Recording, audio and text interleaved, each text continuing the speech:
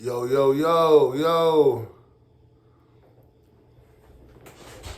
What's good with it? It's the homie Mac, music, art, culture, knowledge. Real quick, let's get to it. Thumbs up, give me the likes. Thumbs up, give me the likes. Like, share, comment, subscribe. Subscribe to the YouTube channel 82 Kings. Yeah, so clearly I'm a Michigan fan. Let's start there. I made various posts about my Wolverines, and I want to get to a very hot topic right now. So, follow me. Michigan recently was punished for the sign stealing, the advanced scouting. Not so much sign stealing, more so advanced scouting. That's how they got the signs, I guess. So I guess, yeah, sign stealing, but it's more advanced scouting because people steal signs all the time. They steal signs during games. That's why people need to get back to huddling. But anyway, so as a consequence, Michigan was fined over $20 million. Fined $20 million. There's a show cause for a 10-year show cause for Jim Harbaugh, 8-year show cause for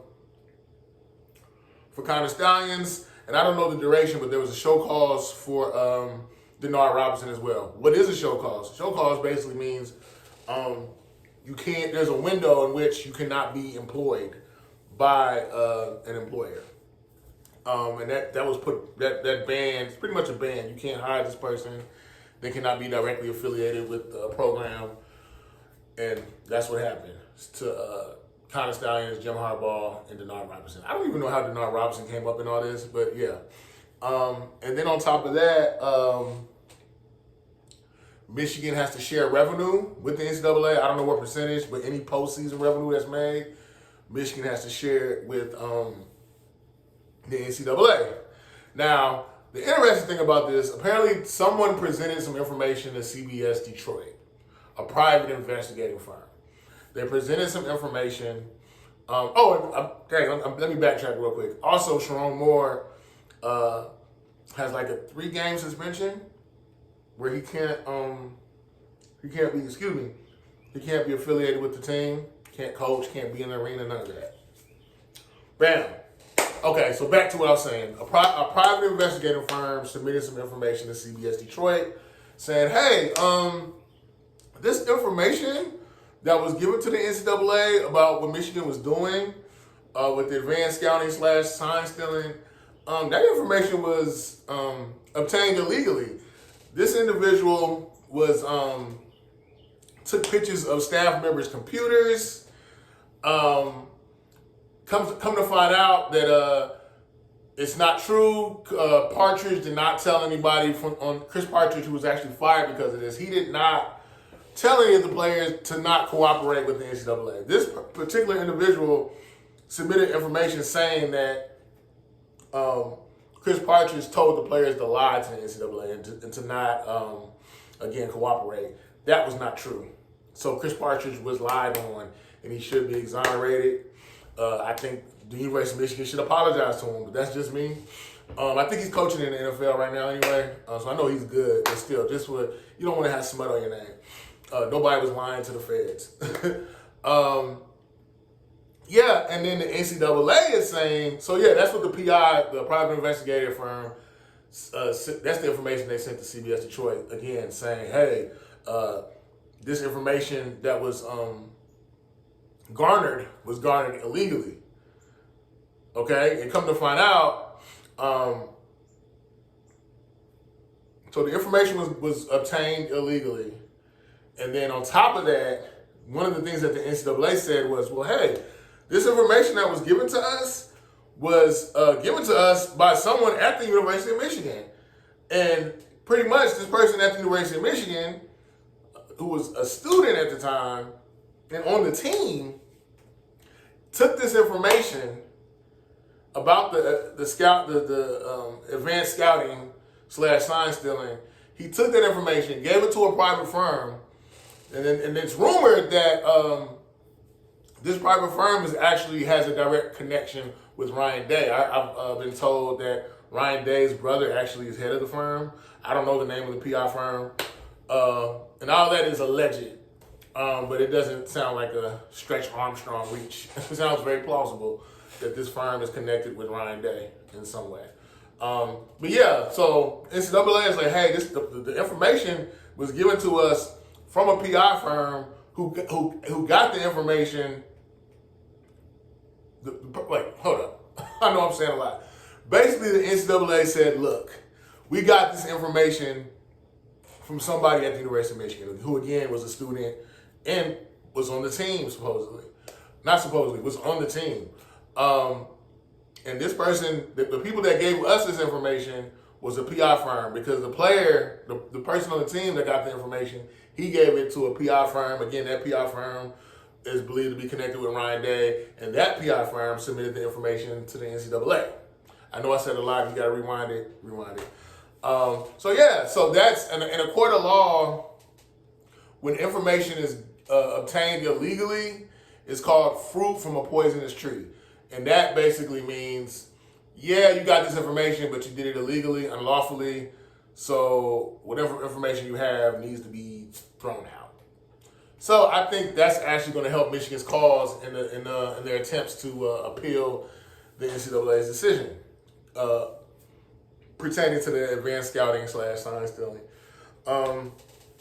So it's going to be really interesting to see what becomes of this. Now, it's alleged. I think it's probably most likely true, but just for the sake of being fair, I'm going to say alleged. Allegedly, the person on this team that was giving the information to the PI firm, who in turn gave that information to the NCAA, was a young man by the name of Joey Velasquez. It's weird. Joey Velasquez is actually from Columbus, Ohio. He went to St. Francis de Sales High School, played baseball at Michigan, as well as football. He, in turn, transfers from Michigan to Ohio State.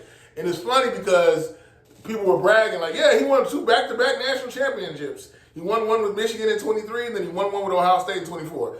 But now to find out, like, this kid potentially was a mole is just, I think it just brings the ire between Michigan and Ohio State, the rivalry. I just think now it's always been intense, but I think now it's going up on a whole nother level that's unprecedented. The only not beef, I guess you could call it beef. The only rivalry I see that even comes close, specifically, I think Michigan-Ohio State is the biggest rivalry of all sports in general.